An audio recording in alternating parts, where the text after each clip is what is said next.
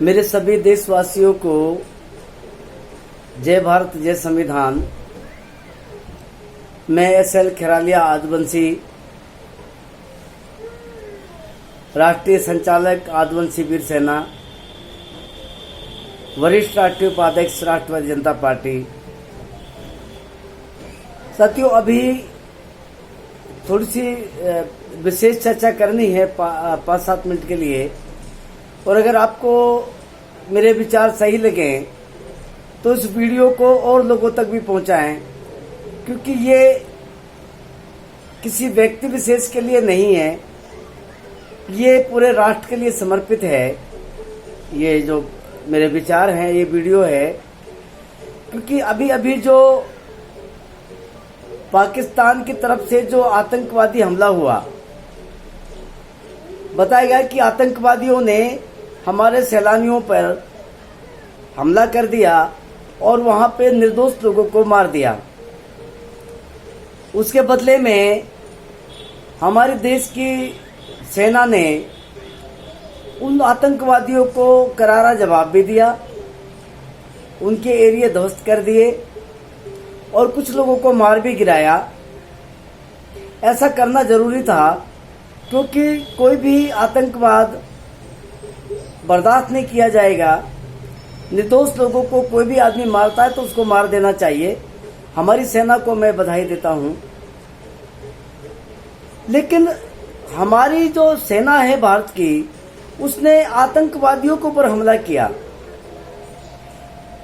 पाकिस्तान की आर्मी पे हमला नहीं किया, वहां के निर्दोष लोगों पे कोई हमला नहीं किया।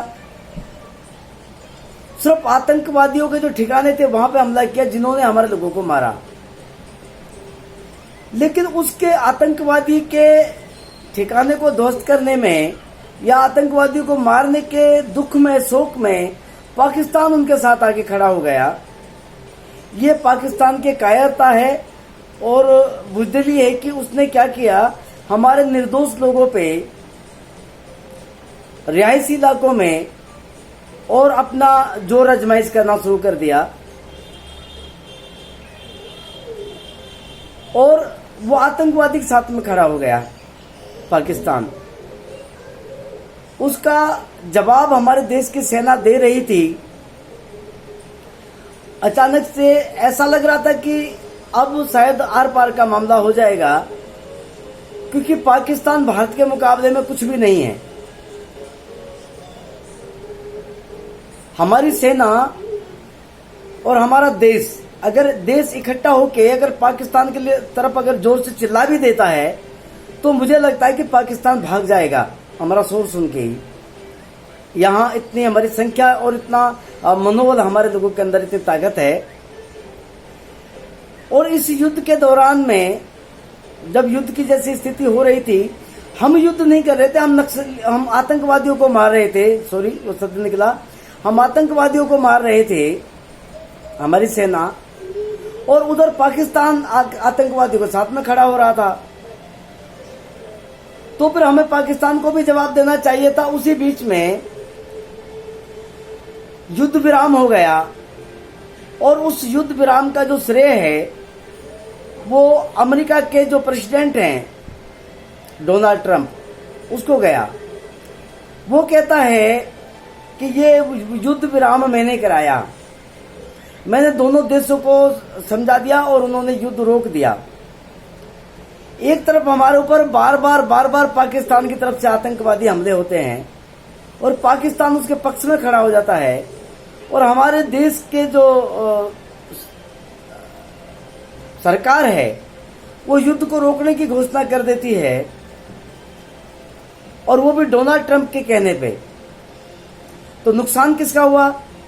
नुकसान तो देश का हुआ था। लोग तो देश के मरे, डोनाल्ड ट्रंप का तो कोई आदमी मरा नहीं यहाँ पे। तो और बार बार जो लोग मरते हैं आतंकवाद से, वो तो भारत के लोग मरते हैं। फिर डोनाल्ड ट्रंप कहता है, अमेरिका का जो प्रेसिडेंट है, कि मैं तय करूंगा अब कि कश्मीर किसका है।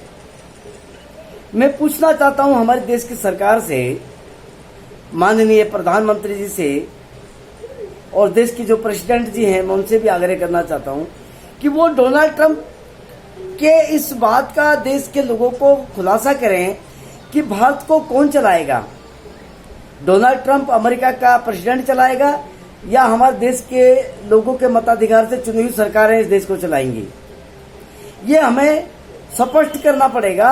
हमारे देश के जो चुने हुए जो माननीय नरेंद्र मोदी जी हैं और यहाँ की जो प्रेसिडेंट हैं माननीय द्रौपदी मुर्मू जी, उनको स्पष्ट करना पड़ेगा कि ये देश भारत के मताधिकार से चुने गए लोक सेवकों के द्वारा चलेगा या डोनाल्ड ट्रंप या अमेरिका या कोई और देश हमारे देश को चलाएगा, वो यह आदेश चलाएगा। ये थोड़ा सा स्पष्ट करना पड़ेगा, क्योंकि देश के लोग इसको बर्दाश्त नहीं करेंगे कि कश्मीर के ऊपर निर्णय डोनाल्ड ट्रंप एक अमेरिका का आदमी आकर लेगा।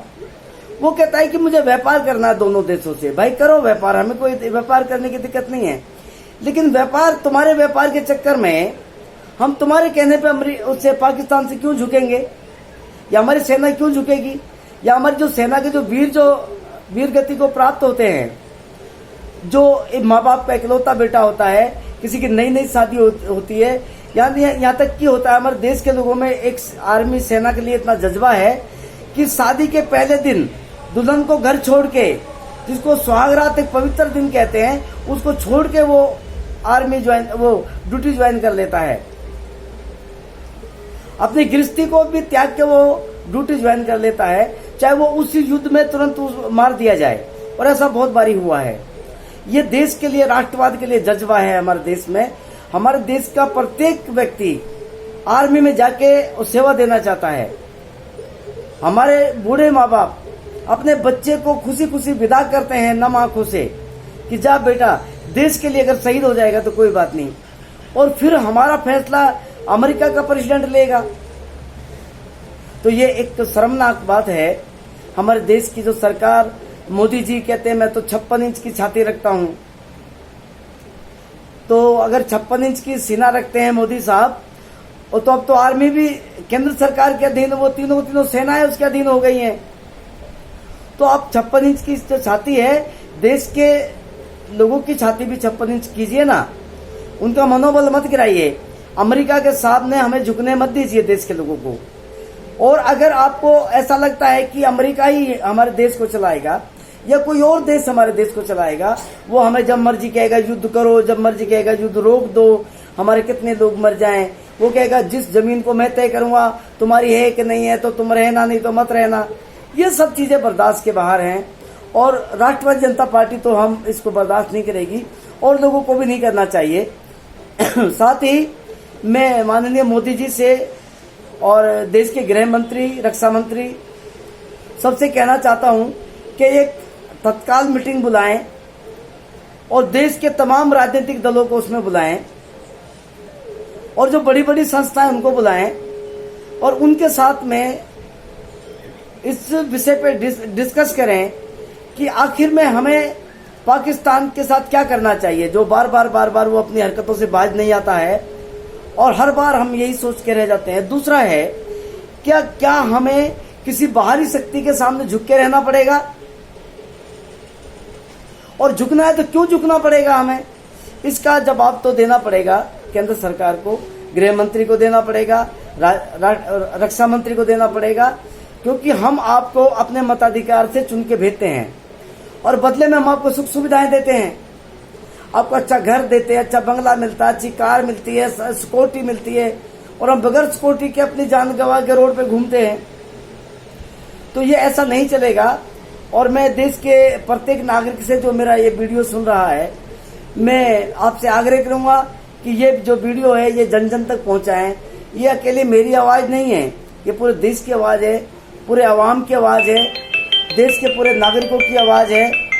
और इस आवाज को जन जन तक पहुंचाने का काम प्रत्येक नागरिक का है। इसलिए आप इस वीडियो को ज्यादा से ज्यादा शेयर करेंगे। मैं एसएल खेरालिया आदिवंशी, राष्ट्रवादी जनता पार्टी से वरिष्ठ राष्ट्रीय उपाध्यक्ष हूँ और माननीय अनिल भारती जी के नेतृत्व में पूरे भारत में हमारी एक मुहिम चली हुई है कि हम भारत को धर्मनिरपेक्ष लोकतांत्रिक गणराज्य की अवधारणा पर आधारित समतामूलक विकसित संविधानवादी राष्ट्र निर्माण चाहते हैं, जिसमें सभी को धन, धरती, शिक्षा, चिकित्सा, न्याय, सुरक्षा एक समान होना चाहिए। और इस लड़ाई में हमारा संविधान कर्तव्य पथ यात्रा पूरे देश में जारी है, क्योंकि देश अगर इकट्ठा रहेगा, अभी मोदी जी का एक या बीजेपी का एक मैं भाषण, एक नारा दोहरा देता हूं कि हम एक हैं तो सेफ हैं और बटेंगे तो कटेंगे। इसलिए जो अंदर जो हमारे जो पनप रही जो आतंकवादी गतिविधियां हैं, हमें उनकी तरफ भी ध्यान देकर उनको भी खत्म करना पड़ेगा। जो धर्म, वर्ग, वर्ण, जाति, भाषा, क्षेत्र के आधार पे जो यहाँ एक दूसरे का शोषण करते हैं, हमें ऐसे आतंकवाद को भी देश से भी कुछ जड़ से मिटाना होगा और उनको कठोर सख्त सजा देनी होगी।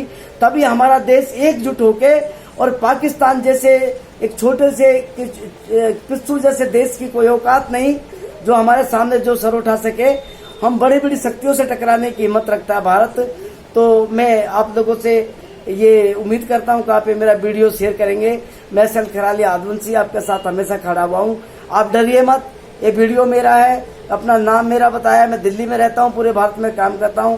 जय भारत, जय संविधान, जय राष्ट्रवाद।